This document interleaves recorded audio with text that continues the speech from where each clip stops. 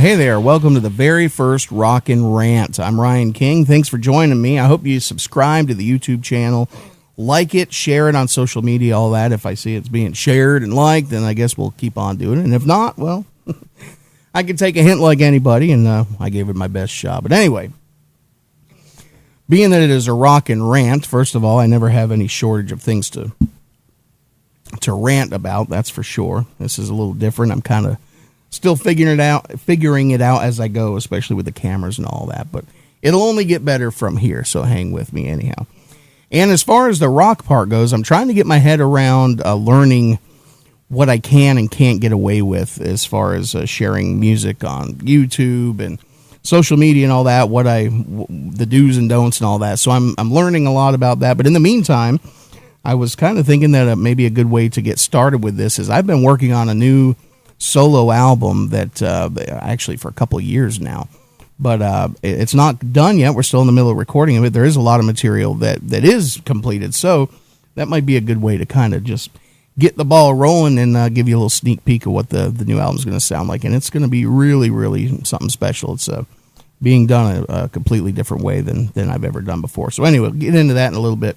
As far as the rant part goes, so anyway, I will be unveiling a brand new song that you've never heard by the end of this video, so hang tight, and I hope you enjoy it. As far as the rant part goes, this coronavirus, COVID-19, whatever, I was really hoping we didn't even have to get into that, but it's kind of the elephant in the room, and there is one thing I really want to talk about with that, and that is thanking everybody that's out there working. First of all, if you have the opportunity to still be working and making some money, more power to you, but people putting themselves in harm's way and getting out there and getting it done, whether you're working in the grocery store or a bank or especially truck drivers. People don't really give this a lot of thought unless you have somebody in your family that is one. But I come from a long line of truckers, man. I'm third generation. I've driven myself in between the radio stuff and all that. And it kind of hits home, close to home for me. So, all these places have been shut down. The diners and the restaurants and even the fast food places all shut down. So you don't really think about it. But these truck drivers, a lot of them, they get out there on the road and they're away from home for weeks, some of them even months at a time, to make sure they're making those deliveries and filling up the grocery store shelves and all that. You remember the toilet paper deal? Well, think about that with everything. If these trucks weren't running, man, we wouldn't have any food. We wouldn't have anything. They would literally shut the whole country down. It would come to a screeching halt. So those trucks that are moving slow and you wish they'd get out of your way, whatever, just remember, if it weren't for those guys, we'd really be in a bad spot. And with that being said, these guys, again, a lot of them are gone from home for weeks or months at a time. Now that the restaurants are shut down, they can't pull that big rig through a drive-through, man. So if you hit a gas station that sells diesel, you see these big trucks parked around, do your good deed for the day. Take your car and ease up to the side of the truck there. If the driver's in the seat there, give them a shout and say, hey, I'm getting ready to go through the drive-thru. Can I get you anything? I guarantee you 9 times out of 10, that truck driver will probably be so grateful just for you offering to go through the drive-thru and get him something to eat. He'd probably pay for your meal and his meal as well just to say thank you. I bet you 9 out of 10 truckers would do that. Not that that's the reason you should be doing it for, but that guy, peanut butter and jelly sandwiches get old after a while, even if he's lucky enough to have a microwave in the truck. How many Hot Pockets can a guy eat, You bust your ass 15, 16 hours a day, and I can remember when I was doing it. The biggest thing you look forward to every day is shutting that truck down, finally taking a break, and having a nice hot meal. And that part is gone for them. So at least until this thing's over. So try to help those guys out, man. They're certainly keeping us going for sure. And, it's just I just feel awful for those guys. It's just got to be so rough. But anyway, the other thing is the only way we're going to get out of this thing and get the whole deal over with is if everybody does what they're telling us to do. Because I was the guy in the beginning of all this. I didn't think it was going to be a big deal. I was like, whatever. It's not that. You know what? It is a big deal. It's here. People are dying left and right, and this thing's spreading like wildfire. And the only way it's going to stop is if we do what we're told to do. You got to look at the bright side of things. Think about when you're back before all this happened. You were working, and everybody says the same thing. Man, I never have enough time to do this or that. Never at home enough with the kids or spend time with the family. Well, you got a break now. Just look at the bright side. Hopefully it won't last forever, but, enjoy the time with the kids. Enjoy the downtime. Recharge the battery. Do some binge watching, man. Hold the couch down for a while and just enjoy it while it lasts. Don't worry. We'll all be back to work soon enough and bitching about we never have any time at home. So hang in there, and it's not a time to be a rebel and stick it to the man, because here's the deal. Even if you are healthy as a horse, especially if like you're younger, you could get this thing and not even realize you have it. And then you're traveling around saying, to hell with it, I'm going to do what I want. You're traveling around and then you get other people sick, and maybe they're an old person with a pre-existing condition, and maybe they don't pull through it, and all because you didn't want to, do what you're told to do. So, man, we'll get through this together. Just try to stay positive. Try to hunker down. Chill out. Do what we got to do, because, I'd rather get through this thing sooner than later. And the only way that's going to happen, the only control we have over this thing at this point is just doing what we're supposed to do. We've got to be in this together and all do the right thing, or, man, this thing is just going to go on and on and on.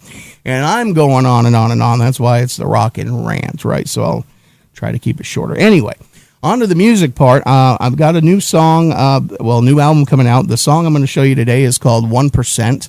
And it's based on, I was riding in a motorcycle club a few years ago. It's basically based on my exit from that club. And that's about all I'm going to say about it. The lyrics kind of speak for themselves.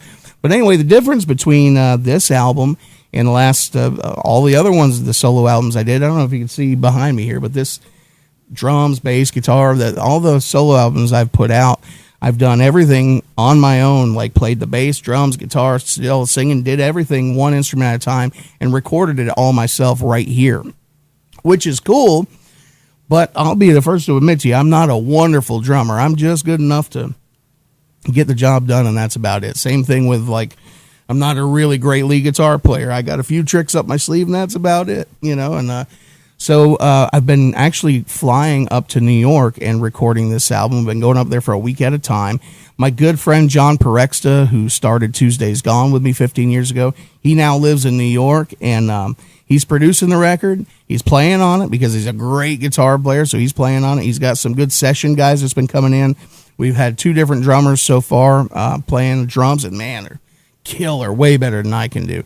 I got a third guy, Tim Heisman, a good old friend of mine. He's going to be doing the next little batch of songs that we're doing here. Rich Tancredi on the piano and the organ. He's been coming in and playing for me. Man, that guy's got gold records on his walls, and he's taking time out to help me out. So I did a lot of the guitar playing, the bass, did all the singing. John Perexta did a lot of lead guitar, piano, drums. It's sounding killer. The songs are really good. So this is the first one I'm going to show you. It's called 1%. And, man, thanks for clicking. I hope you subscribe to the YouTube channel. I'm still figuring this out, so a little long-winded today trying to figure out how it all works. But it's not always going to be heavy stuff like the coronavirus. We're going to have some laughs. We'll laugh, we'll cry, we'll bitch, we'll do all that stuff. But subscribe to the channel and like it, share it on social media. I'd really, really appreciate it. And one last request. Before you listen to the song, please, please, please, even if you have just a pair of earbuds, please listen to the music with either earbuds or through real speakers. I know it seems trivial, but that's my biggest pet peeve in the world. When, you got such effort and time and even money and all this equipment that gets put into all this, and then you listen to it through a little phone speaker, and it just doesn't sound good at all. So put in a set of earbuds or listen to some speakers. I hope you like it. It's called 1%. And thanks for joining me in the Rawk and Rant. We'll see you next time.